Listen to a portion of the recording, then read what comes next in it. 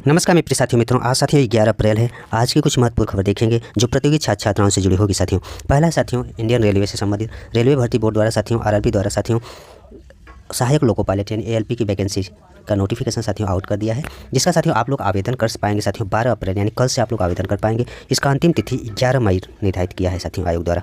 और साथियों इसमें टोटल वैकेंसी है 19,970 पोस्ट टोटल पोस्ट है साथियों। 19,970 पोस्ट ये साथियों वेतन था साथियों। ये साथियों रहा साथियों इसका ब्यूरो साथियों जोन वाइज ब्यूरो दिया है साथियों इस आरआरबी ने सभी जोन वाइज साथियों वैकेंसी यहाँ दे दिया है साथियों, जिसमें अहमदाबाद, अजमेर, इलाहाबाद, भोपाल, भुवनेश्वर, बिलासपुर सभी जोन का साथियों कैटेगरी वाइज दे दिया है। General, SC, ST, OBC, EWS total और एक सर्विसमैन का साथियों यहाँ टोटल वैकेंसी इन्होंने यहाँ मेंशन किया है।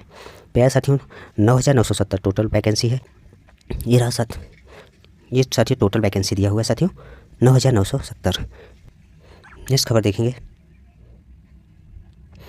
ये साथियों खबर है उत्तर प्रदेश लोक सेवा आयोग से संबंधित खबर है। सहायक कुल सचिव परीक्षा के लिए मांगेंगे अनुभव प्रमाण पत्र। उत्तर प्रदेश लोक सेवा आयोग ने उत्तर प्रदेश विश्वविद्यालय यानी केंद्रीय सेवा सहायक कुल सचिव परीक्षा 2024 के लिए आवेदन करने वाले अभ्यर्थियों से अनुभव प्रमाण पत्र मांगे गए हैं।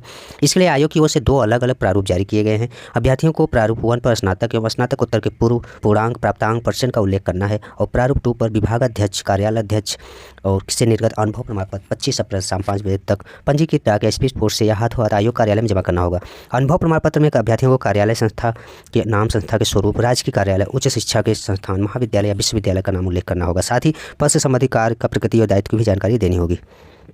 ये साथियों इससे संबंधित खबर है, जिसमें 38 पदों पर भर्ती के लिए 6,569 अभ्यर्थियों ने आवेदन किए हैं, जिसमें 27-28 को परीक्षा प्रस्तावित है।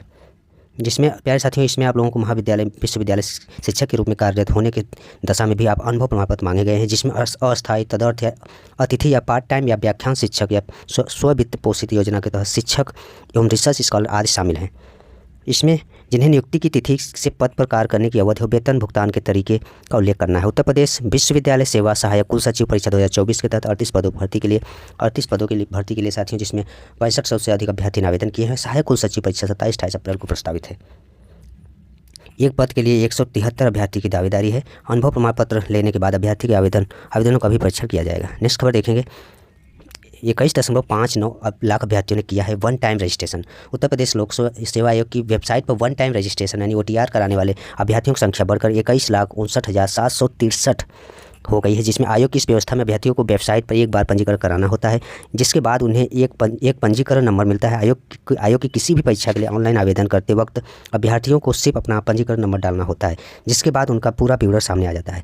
अभ्यर्थियों को फॉर्म फिर से भरने की आवश्यकता नहीं होती है। अगर किसी तरह का कोई बदलाव नहीं है तो आवेदन शुल्क जमा करने मात्र से ही आवेदन की प्रक्रिया पूरी हो जाती है। यहाँ कहने का तात्पर्य साथियों, आवेदन की जो प्रक्रिया है, प्रोसेस है, बहुत ही आसान हो जाता है एक बार 1 टाइम OTR कर लेने पर। इसलिए साथियों जो भी अभ्यर्थी OTR नहीं किए OTR कर सकते हैं। इसमें मात्र आवेदन की प्रक्रिया ही साथियों, इसमें शुल्क जमा करने मात्र से ही आवेदन की प्रक्रिया पूरी हो जाती है। यह व्यवस्था साथियों बहुत ही फायदेमंद इसलिए है। इस व्यवस्था का ये भी फायदा हुआ है कि कोई अभ्यर्थी एक ही परीक्षा के लिए कई बार आवेदन नहीं कर सकता।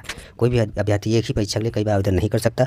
पहले अभ्यर्थी अलग अलग शहरों में परीक्षा केंद्र पाने के चक्कर में ऐसा करते थे, एक ही परीक्षा के लिए बार बार आवेदन करते थे। कभी नाम में हल्का बदलाव कर तो कभी पिता के नाम की स्पेलिंग बदल कर दोबारा फॉर्म भरते थे। इससे आयोग को न केवल अतिरिक्त भार उठाना पड़ता था, बल्कि पारदर्शिता पर भी सवाल उठते थे साथियों। यह रहा साथियों उत्तर प्रदेश लोक सेवा आयोग से संबंधित खबर। नेक्स्ट खबर देखेंगे साथियों।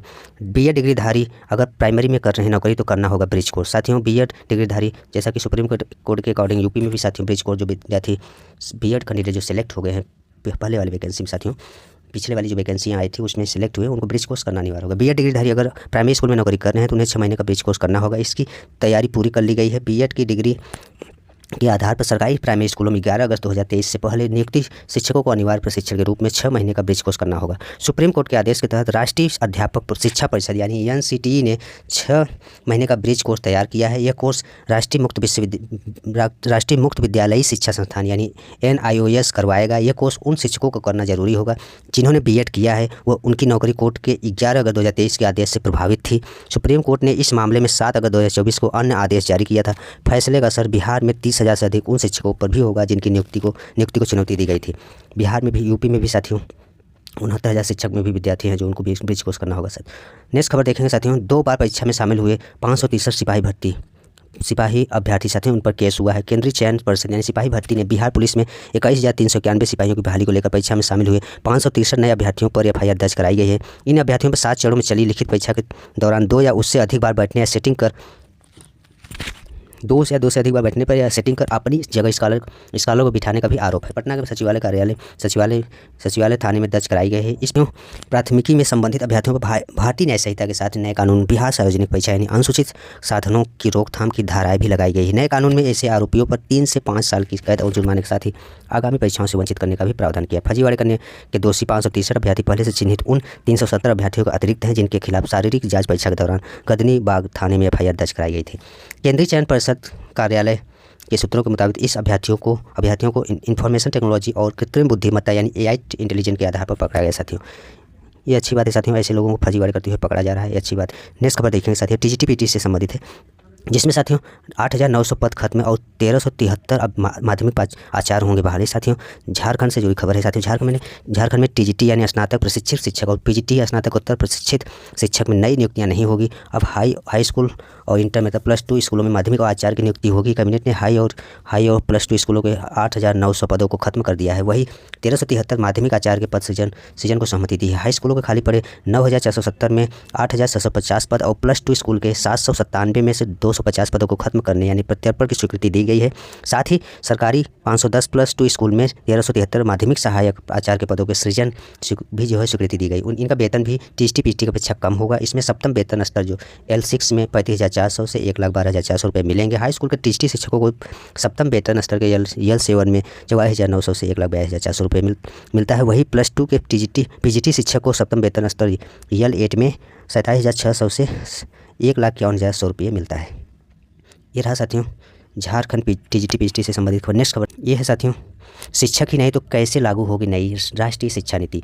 साथियों सही बात है, शिक्षकों की वैकेंसी बहाल नहीं की जा रही। बहुत सारे राज्यों में इस तरह से कंडीशन देखे जा रहे हैं। आंध्र प्रदेश, मध्य प्रदेश, झारखंड, कर्नाटक, राजस्थान, बंगाल, उत्तर प्रदेश, हिमाचल प्रदेश, छत्तीसगढ़ में साथियों स्कूलों की संख्या इतना है लेकिन स्कूल में समस्या है। देश के 1 लाख से अधिक प्राथमिक स्कूल सिर्फ एक ही शिक्षक के भरोसे है।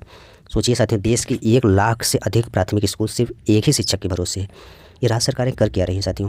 नई शिक्षा नीति आप ला दिए हो, वैकेंसियाँ निकाल नहीं रहे हो। एक अच्छे मानक के अकॉर्डिंग आप टीचर को सिलेक्ट करिए। उनका जो भी मापदंड है उसके अकॉर्डिंग आप एग्ज़ाम करा रहे हो, उसके बाद सिलेक्शन दे रहे हो। इस अकॉर्डिंग अच्छे से टीचर को सिलेक्ट करना चाहिए। साथियों इससे जुड़ी खबर है देखेंगे, स्कूलों में नई राष्ट्रीय शिक्षा नीति यानी NEP को लागू करने के लिए भले केंद्र और राज्य सरकारें पूरी शिद्दत से जुटी हुई है, लेकिन हकीकत यह है कि स्कूलों में इसे अमल में लाने के लिए पर्याप्त शिक्षक ही नहीं है। स्कूलों में अभी भी शिक्षकों को करीब 8 लाख पद खाली पड़े हैं। ये बात अलग है कि पिछले वर्षों के मुकाबले इसमें सुधार हुआ है। पहले ये संख्या 10 लाख से अधिक थी। इसके साथ ही देश के 1 लाख से अधिक प्राथमिक स्कूल ऐसे भी हैं जो सिर्फ एक शिक्षक के भरोसे चल रहे हैं। स्कूलों में नया शैक्षणिक सत्र शुरू होने के साथ ही शिक्षा मंत्रालय ने शिक्षकों के खाली पदों को भरने के लिए राज्य सरकारों को एक बार फिर पत्र लिखा है, जिसमें शिक्षकों को खाली पदों की प्राथमिकता से भरने के निर्देश भी दिए गए हैं। साथ ही यह सुझाव भी दिया गया है कि स्कूलों में शिक्षकों के पद रिक्त होने से पहले ही उन्हें भरने की योजना बनाई जाए।